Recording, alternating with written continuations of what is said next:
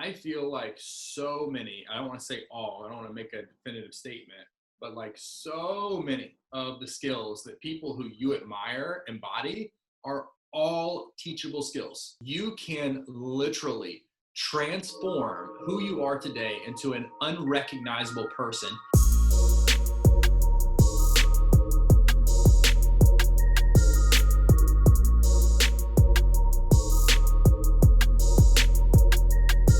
And we're live. Justin Peterson. He's in the building. He's real, the OG, one of the finest humans I know. Welcome to the podcast, man. Thanks, Ian. It's awesome to be here, man. Thanks for having me. Yeah, this is going to be a lot of fun. I'm really excited. I was just telling you right before I did this podcast, I put my laptop on a laundry basket because my stand just isn't working right now. So I'm doing a little bit of, custom rigging, if you would. And I hear this big crash and I'm like, well, what's that? I didn't really think much of it. Came back, laptop down. That's a $4,000 piece of equipment just, but I got that protective case. We're chipped away and everything's good, man. That's life. You get chipped away. Hopefully you got a hard enough case and you keep going. Now you just need to put an affiliate link in the comments below so you too can get your own protective case. Absolutely. I'm excited to catch up with you. You've always been, a good friend of mine. You've been a mentor of mine just with your persistence. We met early on in the network marketing profession, and you really took your teachings and just got better and better over time, became a top seller with your last company, crushed it, ran it from the corporate side, from the other side, built an entire movement around this stuff. Your YouTube's great. You're very intentional when you speak. I mean, honestly, you're just the full package in terms of understanding how the world works and building a business, which is exciting because you're starting a new venture, which we're going to get into. It's going to be awesome. And I'm excited just to learn about what you've been up to kind of the past year. I know you've been through some transitions. Catch us up. What's good in the world of JP? Yeah, so man, obviously in the world of everyone's world, there's a lot going on. These are really interesting times. But for me, man, as far as like the transition that I've made, as soon as 2020 came around and everything kind of started, I tried my best to be as present as I could and understand that like this is a unique time in history, like world history, human history kind of a thing. Like people will look back on this time that we're in right now, like people will look back, on World War II. This is really, really unique. And so I wanted to try my best to make this positive in any way, just like net positive, period. And so I knew that if I, just like most people who are trying their best to get to a better spot in life, that if I was going to elevate my results, I had to elevate myself. And so I invested in a coach.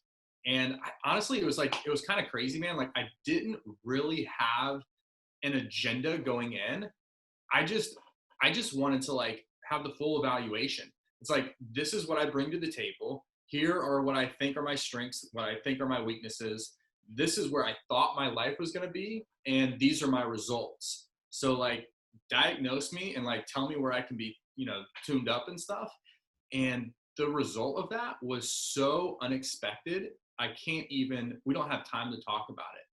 But long story short, she peeled back all the layers, man. Asked me all these questions about my childhood, about my upbringing. Like I was like coming in talking about my career, because I was at this like incredible opportunity where I had the flexibility to take my career in a lot of different options.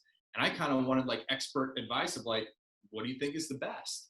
And instead she's like, tell me about your earliest memory. I'm like, whoa, whoa, what are you talking about? You sure you want to go there? Yeah. But, what I realized without taking a lot of time in this topic was, dude, I still don't like have many memories of my childhood.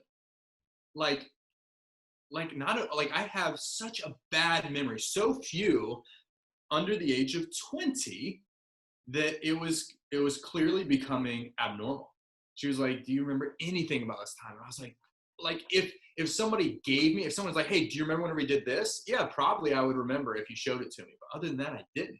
I And what, feel you on that. I don't have much memories when I was younger, and it wasn't like I was smoking pot at 5 years old, 6 years old, or 14 years old. I don't know. You know, how do some people remember so well? so I think I know the answer to that, and we definitely don't have to go down this path. But for me, at least, and for many other people, I was just listening to Tim Ferriss. His latest podcast he put out was about childhood trauma. And for me, I did not know, but there was a lot of childhood trauma that I went through growing up that just didn't see. It's not like I wasn't abused, like nobody hurt me physically. It didn't seem as if anything was wrong, but there was a lot of turmoil in my family. There's a lot of traumatic experiences that happened up until the time that I went off to college. So basically, the first 20 years of my life, they were very traumatic. And I was living inside of an environment that was not as healthy as I perceived it to be. And so, like Tim Ferriss, his podcast, he went through some abuse whenever he was really young, and he has no memories up until that age, right? And so it was really interesting. Anyway, what I realized was my entire upbringing, I had lived inside of a projection, okay?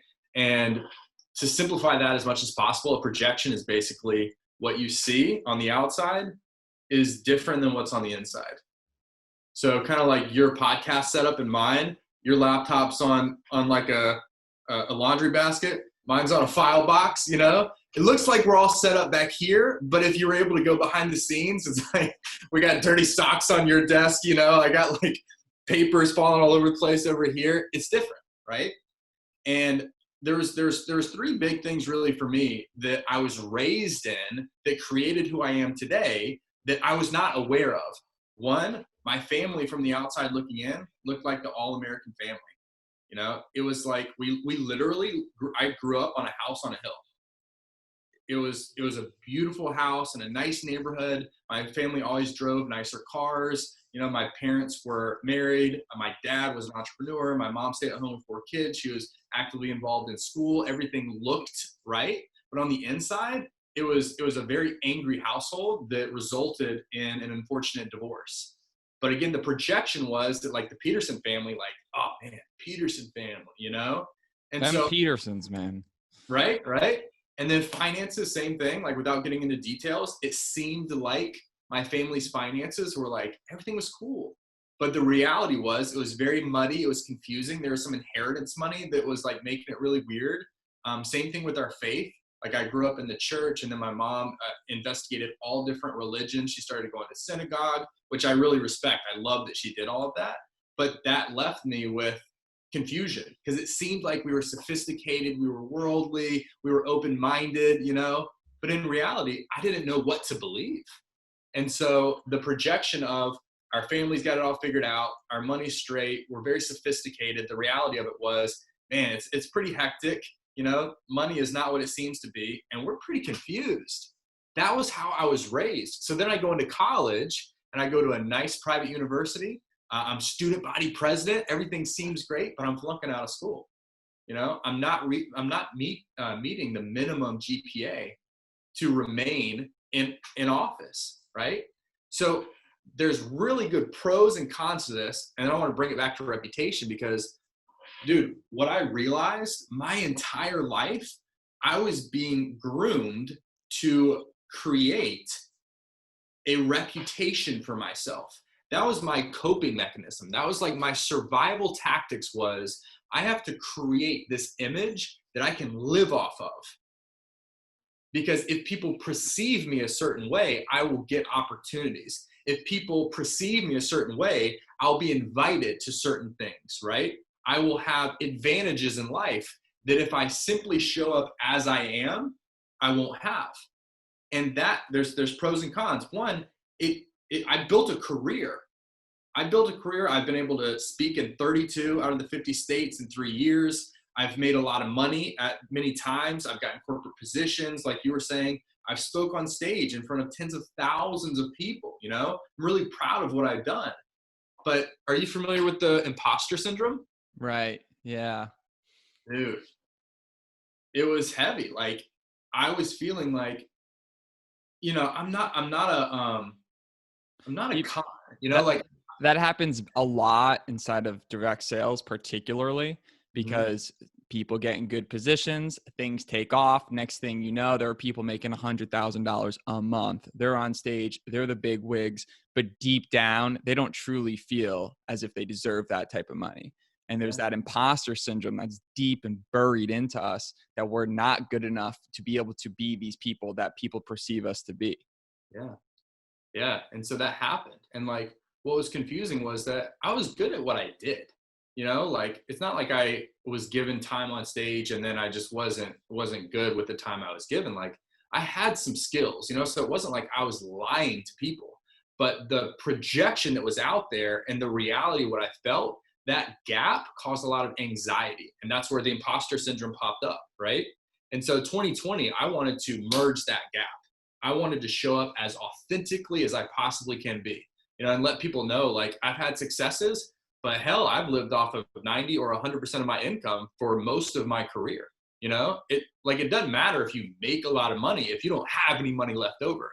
Like, whenever you go out and get that new car before you should be getting that new car, and you continue to pay for that new car for the next 5, 6, 7 years, dude, you're constantly chasing this again projection, of something that you have not yet earned. And so a big theme for me this year is integrity. Not that I was out of it before, but I wasn't aware that having that projection versus that reality was me being out of integrity, right? And so that's the long answer to the question that you asked, but that's the realness, man. And I want people to get that. 2020 has exposed a lot of things in the world, and it's exposed a lot of things for me personally that I'm extremely grateful for, because I know that starting 2021, things are going to be so much better in so many different ways. I keep thinking about just as we age, 28 years old, you're a little bit older than me, and we're out here just, a snap away. Was 6 or 7 years ago. We're going through the whole VEMA experience. Yeah. People are living exactly this lifestyle you're speaking of, but we think it's in good intentions, that it's building the business, it's building the brand, it's showing people what's possible. The whole quote of living the dream while living the nightmare, right? Or something along those lines. It's very interesting because we fake ourselves out to do that. And I remember, just if you're truly 2 paychecks away from losing your car, bro, you don't have a BMW. I Yeah. know that experience for sure humbled me and taught me, look, if I can't buy this car a few times over, then clearly I'm not ready to have this car. Because true, like, gangsterness and true security is knowing that you could crash that car and you're good. Yeah. All good. Oh, it got dirty. It's all good, baby. We got multiple shirts. We're good. I Yeah. think that's a lesson that I'm always forever grateful for early experiences in direct sales for teaching me that, because I think a lot of people learn that lesson right around our time. And I feel like people that get involved in direct sales learn it at an earlier age than someone else would maybe when they're low 30s trying to be the man. Yeah. Yeah. Without a doubt, man. Yeah, I remember your mentor and I got stuck at Wrightsville Beach. Wrightsville Beach is an island, and there was a drawbridge, and it was stuck up for hours one night after an event. And so we just found a place to stay, not to stay, but to have dinner and hang out and have a couple drinks. And it was such a good opportunity because your mentor was killing the game. I was very new, and I had this rare opportunity to have dinner with them and ask him as many questions as I wanted to, because he was literally trapped on an island with me. And I said, hey, what would you do if you were in my situation? And he said, I would put all of my energy into my business. I would never be at home. I would put all of my money into my business. All sound advice, all genuine advice. But then I asked him questions about, like how he was dressed. He was wearing a Louis Vuitton belt, Louis Vuitton shoes. And he said, look, our business is intangible. We don't have, brick and mortar to show the integrity of the business. So we have to show it on how we dress so that people know that the money's real. And that's all I needed to hear to spend irresponsibly. Any money I had coming in is like, great, I wanted new shoes. You know what I mean? Like, this was my business. And then we were really taught a lot about personal development and the law of attraction, right? Dress the way you want to dress for the position you want to be in life. If you want to be rich, act rich, spend rich, tip rich, right? fake it till you make it. And so that was my mentality for, from 23 to 25, 26 years old. And I went all in, So anyway, I'm preaching to the choir. You just brought up that point, but absolutely. No, it's interesting because it's the whole talking successfully, right?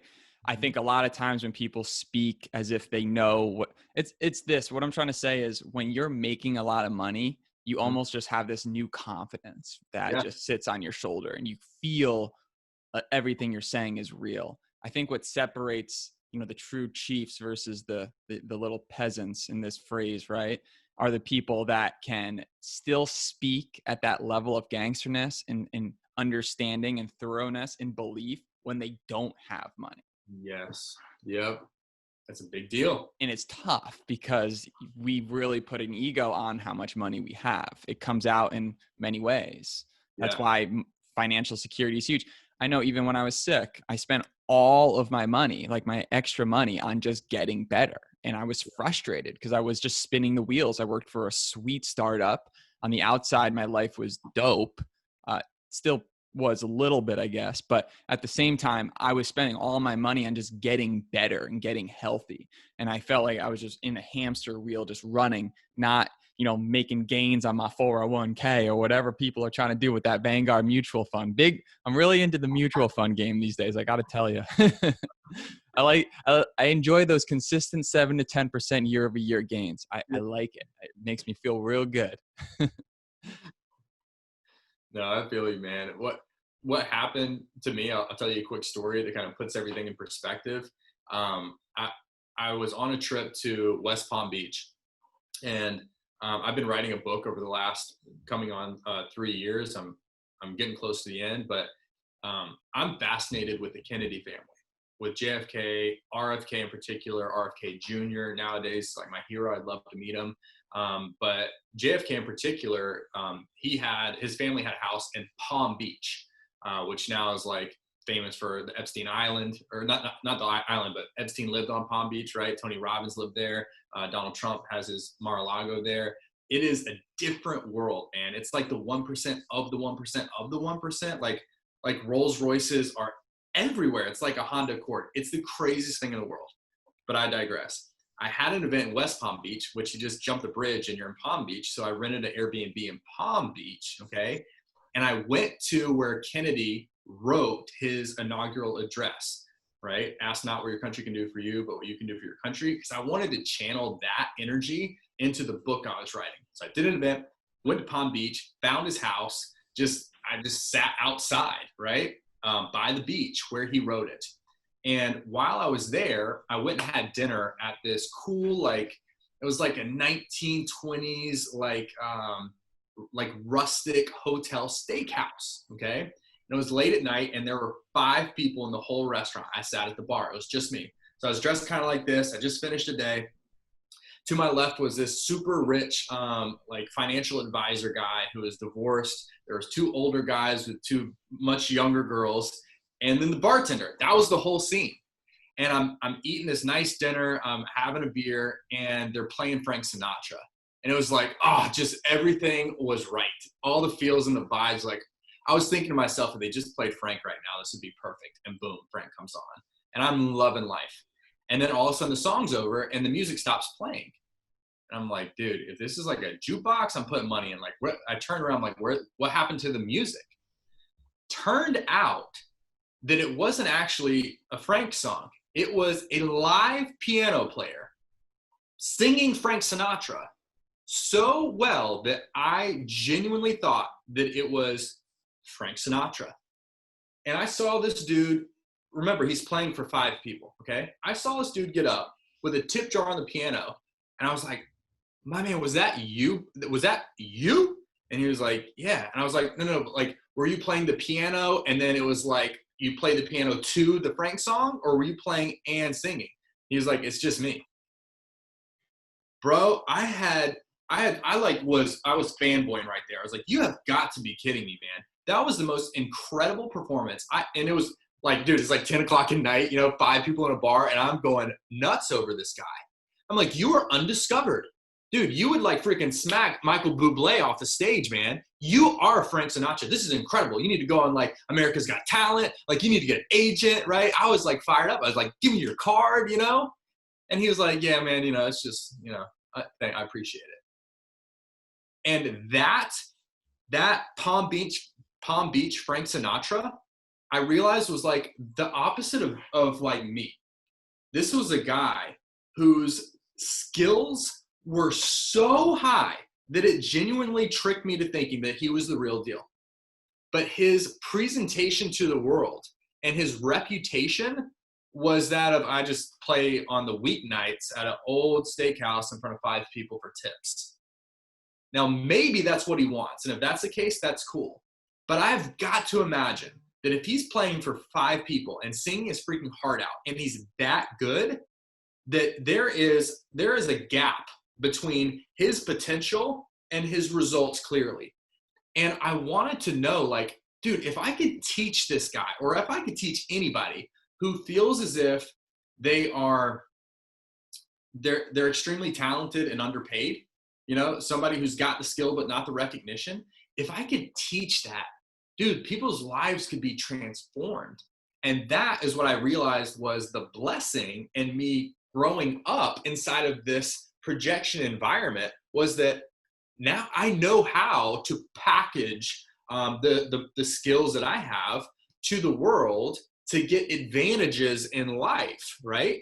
If I could teach this Palm Beach Frank Sinatra how to package himself and deliver himself and network himself and make it so that he's not playing in front of 5 people, but shoot, maybe 500, you know? If I could help him with that, whatever you call it, I could increase his reputation equity, which is what I call it, through the roof, and his life would be changed forever. And so that right there is what I'm excited to talk to you about, because it's something that people don't think about. Like, people understand, you know, you be a good person, you know, you network, right? And it's not what you know, it's who you know. But it's not what you know, and it's not even who you know, but it's who knows you. And it's not even just who knows you, but what those people know about you. That's the kicker right there. Amen. Seeing Right? people's potential too. I mean, that's the basis of entrepreneurship, seeing opportunity in people that they don't see in themselves. Mm-hmm. That is what makes a great dreamer, an inventor, and person that's going to do big things.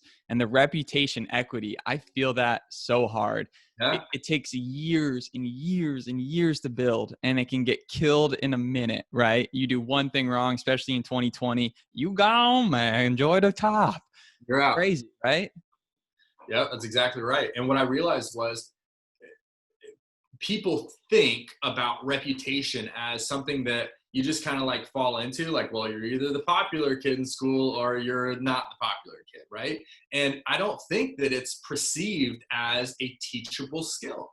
But I've learned through personal experience, it absolutely is. There are certain things that people can do in opportunities that they're given that take things to the next level, that make the perceived value higher, right? And it's not out of authenticity. It's not out of integrity. It's just being creative. It's leveraging opportunities that you're given.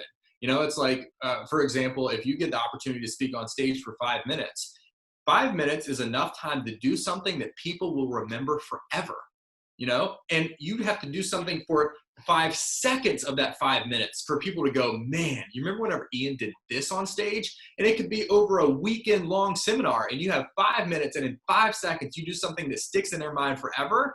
Now, all of a sudden, you're remembered for those 5 seconds on stage. Now, because you're remembered, you've garnered attention around the opportunity that you were given, which, because you have attention and people remember you, now your reputation equity has been increased. And so long as you're in integrity, you have the ability to leverage that equity in good times to get ahead. And, you know, I hope your life never takes a turn for the worse, but if things go south, because you in particular, like, you're a great example, Ian, because you have been working on your reputation equity, whether it was conscious or not, for as long as I've known you. Like, you in particular have a phenomenal reputation because you're very well networked. This podcast alone helps people tell their story, and you help them tell the world about it. You make people feel good. I DM you all the time because your stories on Instagram are so hilarious. Like literally you make me laugh out loud as I'm just like sitting watching, you know? So like you bring smiles to people's faces. Your reputation is to a point where if you needed something, right? It's like, no questions, dude. It's Ian Lenhart. I got him. You know what I mean? That's a big deal that people don't think about. They just think that they fall into it. But you can put intention and focus and energy on that. And I think it's a life hack. I just do. I think it's a big deal. If people put intention around how they're presented to the world, in particular, their actual reputation and the equity that it had, is a game changer. Such a game changer. And you can take it to a financial perspective too with building a company. If you are an investor or an entrepreneur founder and you found a company that ends up selling for X amount of millions of dollars, right? All your investors made money, your employees made money. It was a successful exit. Next go around, when you start building that company, all of a sudden you're getting way better terms. You're getting easier investments. The whole, your whole road is paved quicker for you. So there's a lot of cool things you can do with that. You're basically saying, hey, look, build it now because you're going to need it down the road. Yes. And that, I feel people don't do that, right? Because if you can stay at a level playing field where you're just not moving, nothing moves. But if you can at least point people in a direction of your intentions, then good things might come to you, right? And then also deciding who you are as a person too. Because if you're just naturally, for me, I make myself laugh hysterically. I think to me, I'm one of the funniest people to myself, right? Most of those stories are just me laughing at this stupid thing. And it makes me so happy, right? And then other people could see that and then it might vibe and might attend. So I think what you're saying is crucial. It's clutch. It's everything. Your reputation is everything. It means, are you going to get a good credit score? I don't know if that's going to really help. Actually, that doesn't make any sense. But the idea that that who you are, if you repay your loans, it's kind of like your reputation. A credit score is sort of an indication of your reputation. Side note, someone said something pretty funny the other day. Oh, the U.S. government's going to give me a credit score when they're 23 trillion in debt. That was funny. Yeah, thanks, man. But yeah, tell me more about this, because you built a whole program around it. Even taking this back, you speak to this person, you have zero insight into it. I feel like that's an interesting lesson, taking everything and dumping it onto somebody else who doesn't have any sort of special thought of where you want to go. They're not biased. They're just listening and they're getting to these root causes to try to find out what you actually want to do. And I feel we're going to see a lot of people transitioning, because personally, going back to kind of the financial talk, once you hit a certain reach of financial, you have like the decent things like a car, a place to live, and some clothes, and you're pretty much good. You get a MacBook and an iPhone, you're straight. What more do you need? You're already killing it if you have those things. So then you start getting this. How do you get better than that? I feel purpose is going to be the big thing there. Actually feeling fulfilled beyond that, because, a slightly bigger house is going to impress most likely yourself. Yeah, no doubt. I think purpose is a big thing, but purpose is predicated on clarity, which is what I named my company. It's clarity. I talked a little bit about faith at the beginning and how my mom's like investigated all faiths, which I think is awesome. For me, I'm exploring everything. Like I feel like I owe it to myself to try my best to learn as much about all the different beliefs, and things out there, so that I can make the most educated decision. But what I know to be true is that for me personally, there's some higher power. There's something, call it whatever you want. And this year I started praying every night whenever I put my two boys to bed. And I don't know who I was praying to or what that was, but we'll just call it God. And my prayers were out of gratitude for what I've got, because like you said, dude, got a house, I've got a car, I got clothes, I got a MacBook, and I got an iPhone, and I got a wife and two kids that are my everything. And you have two fantastic kids. You're killing it. I mean, you're going to be a full-grown, a 40-year-old man with grown-ass kids playing, and you're going to be in your prime. It's going to be great. It's as adult as it gets right now, man. I even put up a fence in the backyard, and I got a dog, like the whole deal. But after I would just give thanks for everything that I had, my only request was, give me clarity. Just give me clarity. And that was every day of 2020, man. Every day or every night. Please give me clarity. right? And so it turned out that clarity was exactly what I was given. That's the business that I've built. But I say that to say that you were saying that purpose is a big deal, but you don't know what your purpose is until you have clarity on who you are. And so meeting with this coach, she helped me to understand that I didn't actually understand what my makeup was. Like, she went through like my ancestral DNA. It's like, this is why you are who you are. This is why you do what you do. And all of a sudden I was like, oh my gosh, it's like at the end of a movie, like a murder mystery or something. It's like all the flashbacks of all the scenes, like, oh my God, I know exactly what happened. And everything comes to you in one moment.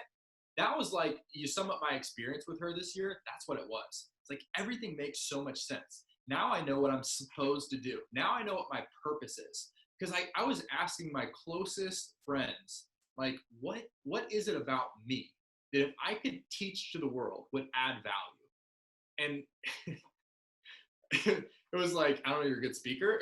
It's like, thanks, like, come on, like, please help me out. But we couldn't come up with it. It's like, I don't know, you got a lot of great traits, but like, I don't know what it is.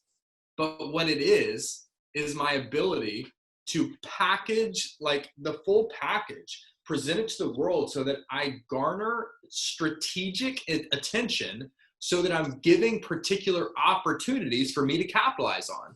It's like, think about it, Ian, like all the people who you have met through your podcast, they now know you for this portfolio of characteristics that you have that are unique to you, right? You're funny, you're optimistic, you're a hard worker, you're very diligent, you're clearly consistent, you've been doing this for a long time, you're humble, but you're proud enough that you can brand yourself, like you have specific skills, right, that are very unique and valuable. And if opportunities come up and you're the first person that they think about, your reputation equity just put you first in line for an opportunity that could change your life, right? Because you've done that, that's an advantage. So I say, whether you're going for a job, you're making a pitch, you're asking for a favor, you're going on a date, whatever it is, the better your reputation, the better your odds. True. That's a great point. And that's odds in every single thing, facet, shape, or form. I think sometimes people also can have that go against them. It's like, do you know who I am? No, actually, this person doesn't follow you on social media. They don't give an F who you are, right? And we get caught up in our own image of who we think people are. Even Kevin Hart probably has people that don't know who he is, right? Gotta stay in integrity. You gotta stay in integrity, And then being able to just meet somebody and have a genuine conversation, not predicated on who someone is. That's genuine, that's authentic. That's beautiful. I love it, man. Like, I don't know if you've had a situation where you're sitting down next to somebody, you don't know who they are, and then once the conversation's over, you realize that the person you were talking to is of extreme value, and you're like, oh, that who? I remember one time I was sitting at a conference very early in my career, and I was sitting next to there was an empty seat. I sat next to somebody towards the front of the room, and like an hour later, they're getting called up, and they're made millions of dollars, like they're flying on private jets, and I'm like, yo, that was John? You know what I mean? Like, I borrowed his pen right before he went up on stage, and like, he just treated me like anybody else. I treated him like anybody else. Like, the humility of that person. Oh my gosh, I love that. And that it's like, there's an energetic, like, relevance to that people just gravitate towards. It's like, it's humility, it's humility, it's authenticity. It's like, hey, this is me, like, I have this image, I have this reputation, but this is who I really am, It's great when you get that feeling with someone that doesn't have a lot of money. You sit next to them and they still leave you feeling like that. And you're, wow, who are you? The same Stevie Wonder or John, the reference you made earlier, people are just, they haven't stepped into their power yet. They're not, they're pre-discovered, they're early JBs. Those are the people who I want to attract to me. I want those people. I want to know everything about them. I want to hear everything. Like, I want to know what they want. And this is what my program goes through, like, as an overview. It's your aspirations, your inspirations. It's customizing who you want to be. It's finding clarity on how to create the person who you want to be. It's transforming into that person. It's reintroducing yourself to the world. And then it's creating that reputation. But I want to know what they want, why they want it, what that looks like like specifically, what does that look like? You know, then I want to teach them, which I believe is my value I can add to the world. I want to teach them, here's like the blueprint, here's the roadmap based off of what you've told me you wanted, based off of what we've understood about why you want those things. Because I mean, dude, you know this, like someone might say, oh, I want to live in a big house, I want to have a nice car, I want to travel the world. Cool. Why? Most people haven't thought like, because like, I would just like cars. Like, no. Why do you want a nice car? It's not for transportation. If it was for transportation, then it wouldn't matter what kind of car. Why? What's the inspiration behind that? You want recognition? There's nothing wrong with that. You want people to see you whenever you pull up. Okay. Why is that? Oh, after a couple more questions, it's because I wasn't seen as a child. I could never get the attention from my, this is an example, from my father that I wanted. And if I drive up in his driveway with a 7 Series BMW, he will see me. Okay. That's good information to have for me to help you to customize the reputation that you want. But we're not going to build a reputation just on getting recognition. We're going to use that. We're going to know that about you. We're going to understand where that comes from. We're going to help you to overcome that. So whether your dad actually recognizes you or not, you're independent. You're emotionally sovereign, right? So it doesn't matter. You're doing things for the right reasons, not the reasons that you think are right. And then I want to help you to say, okay, if this is what your skill sets are, if this is what you want, if this is what you want it to look like, and we understand we're coming from a good place, here are the things that if you do these things, if you do them, you'll create the reputation that you want. You will go from playing Sinatra on a piano, at 10 o'clock at night on a weeknight in front of 5 people at a bar to, if you want to be on stage, I'm not going to make guarantees, but if you do this, I can guarantee that you will progress in your life.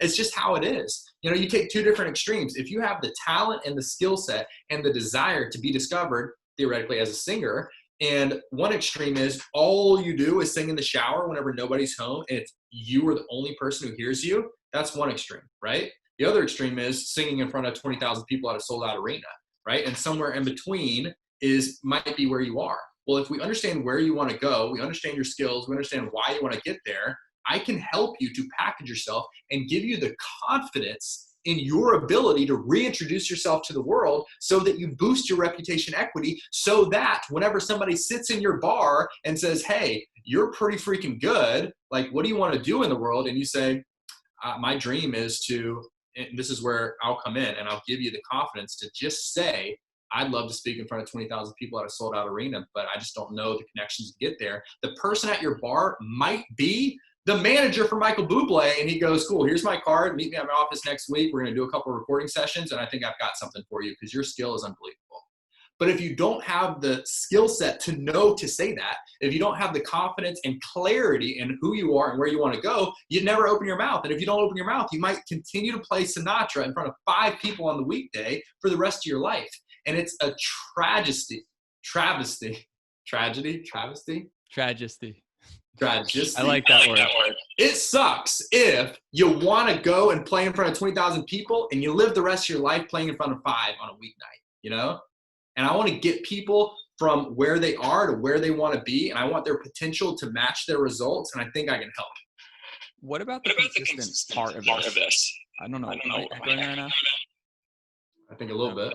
Yeah, that's weird. I think we're good now. Okay. Zoom. In terms of the consistent part of this, that's the hardest thing, in my opinion, because people, if you can pick a niche and you can pick a thing you're good at and just be consistent at it for a long enough period of time, eventually your friends and family will see you as that person. Facts. Just how it works. Time and consistency will create and brand you however you want. Yeah. But how do you get people to, once they rebrand themselves, once they do all this stuff, once they step out into the power, they're like, this is me, baby. They come out there with their own whole new face on. How do you get them to stay consistent for years? Mm-hmm. What do you think about that topic? Because that is the toughest thing. How do you become somebody that no matter what, before you even go to the bathroom in the morning, you take care of things that contribute to that person that you're trying to become consistently? You don't let anything disparage that. What are your thoughts on that? So there's a couple different tools that I use in that particular piece of the program that I've created. One of which is probably my favorite. I've coined the hero's mirror. Okay. And a hero mirror is somebody who, when they see you as a hero. Okay. So for me, naturally, it would be my sons. They're going to see me as I grow up as a hero.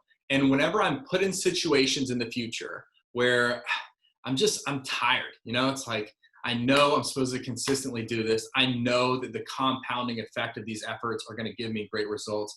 I know that the little things I do matter, but man, I'm just tired. Like, I'm not seeing the results, right? If I think about my hero mirror and how looking at my son, how he sees me, that's inspiration to go, you know what? What would Brooks and Kennedy think that I would do in the situation? They think that dad is a superhero. Dad does it whether he feels like it or not.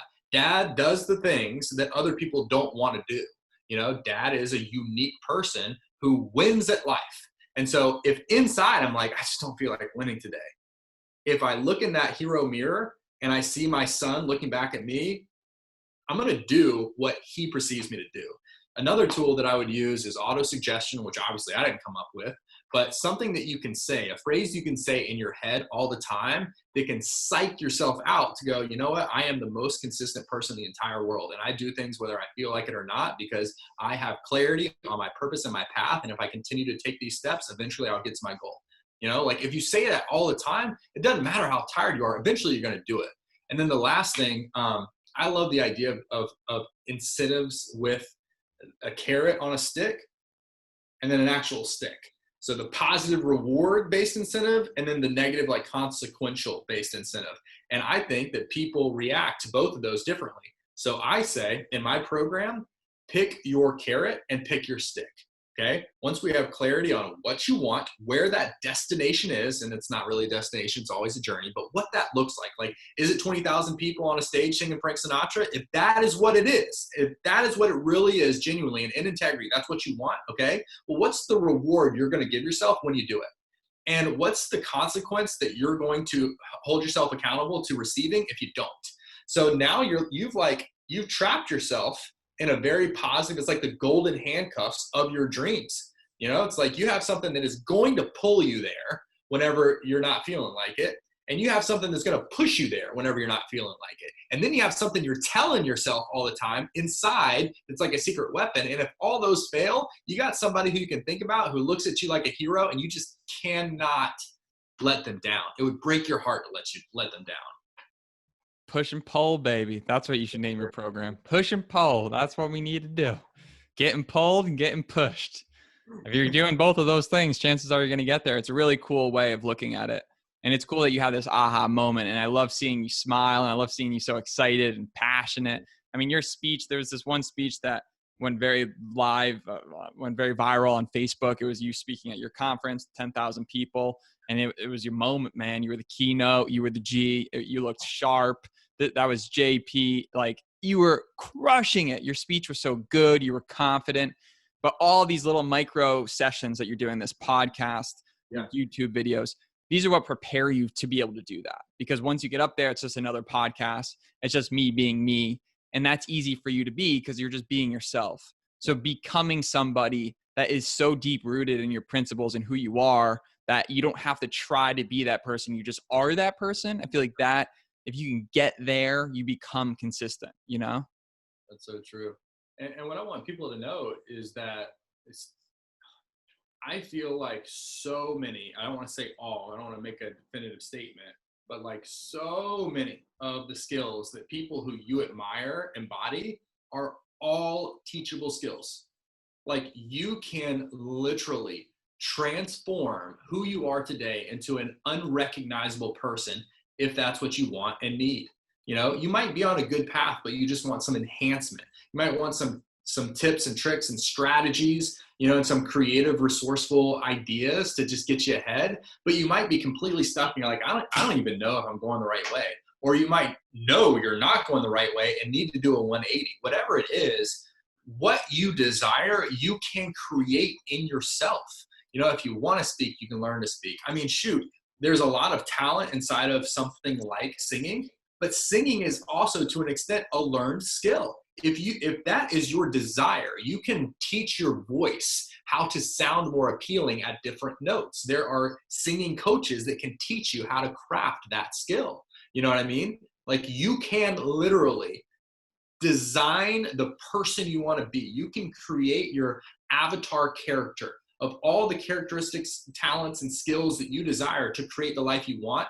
And then you can build it. You can build yourself into it. And I don't want that to be an intimidating thing. That's an exciting thing. That's a light bulb moment of like, wow, anything is possible if I'm willing to do the work. And the question always remains if you're willing to do it. But if you are, there are people out there that can teach you all those things, you know? And what I found, the last thing too, man, is that what I found is that you can hire all the coaches that'll teach you these skills, teach you these talents, teach you about yourself, right? Get you clarity in all these different little like compartmentalized places in your life. But I have yet to find somebody who specializes in taking your portfolio of characteristics and skills and talents and teaching you how to present it to the world. And that's what I'm doing. That's that clarity that I want to bring to people. And I want to go back on one other thing you said earlier that I'm so happy you brought up, man. You talked about how in business, if you do something really well, you make a successful exit, you know, you have the reputation equity of a successful business person. So your next venture is easier, right? Well, in business, there's actually, especially in business acquisitions, there is a value placed on the acquisition of a business that's designated goodwill value. And that is the business term or the accounting term for their reputation. It's the value that their name holds. So like one example would be like a mom and pop restaurant that's been around for 40 years. You know, the value of the actual facility, the assets minus the liabilities is one thing. But the goodwill value of that mom and pop restaurant that's been there for decades or generations, that's different. And you have to assess for that. Well, whenever Amazon bought Whole Foods in like 2017, the Whole Foods like company as a grocery store chain was about $3 to $4 billion. But the acquisition was $13 billion. And if you look it up, there was a $9.1 billion with a B dollar value on their goodwill.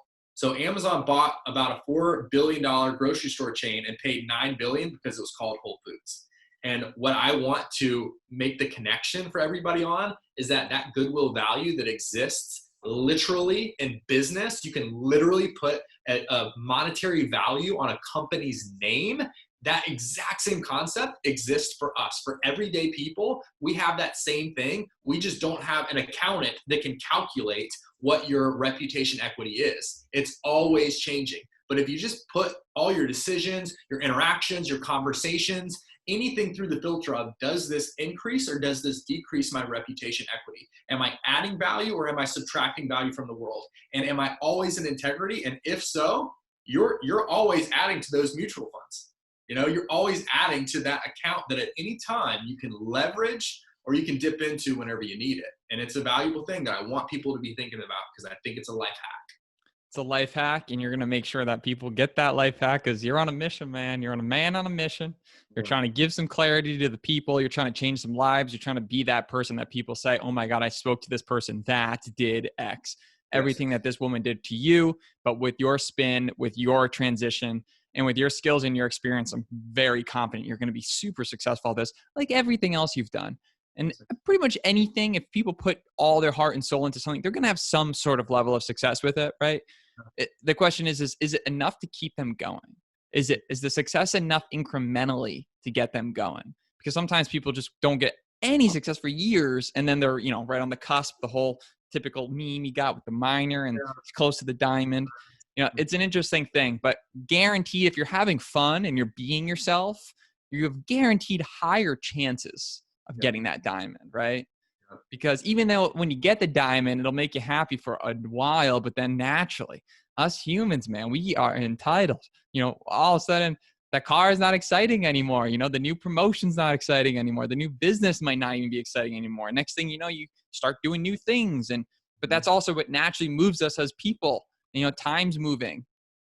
There's never a better time to do it than now. You never know what's going to happen tomorrow. Tomorrow could end your life or someone you love. Like, you got to make moves now. You got to do it now. Yep. If you don't do it now, JP gonna do it. You know, and you can't just let JP get all of it. You already look so good. Look at this guy.